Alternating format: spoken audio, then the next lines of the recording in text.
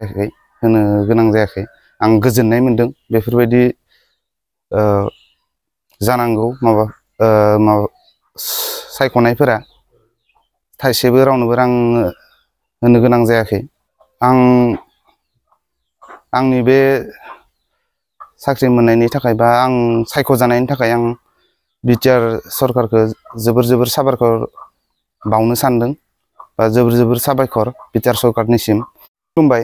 आंनि मुङा मिथिंगा बसुमतारी, गामिया आंना बिसारपुर, बाक्सा डिस्ट्रिक्ट।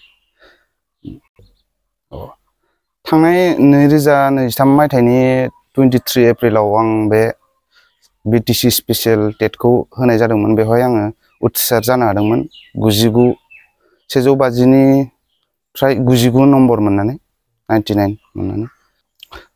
होनाय जायाखै, होनो गोनां जायाखै। आं गोजोननाय मोनदों बेफोरबायदि जानांगौ माबा सायख'नायफोरा थाइसेबो रावनोबो रां होनो गोनां जायाखै।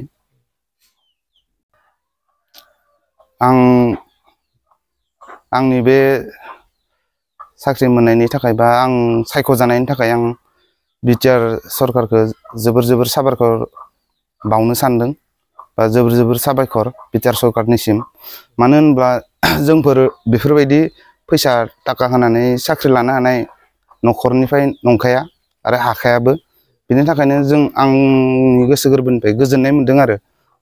औ नंगौ, बेफोरबायदिनो जानांगौ। एग्जाम खुंनायफोरा गोग्गोयै जानांगौ, जेबो बेफोरबायदि फैसा थाखा लानाय बेफोरबायदि सोलिनो नाङा। जोंफोरबायदिनि थाखाय बिराद मोजां आरो, माने मोजां जायो बेफोरबायदिबा। साबायखर थाबाय।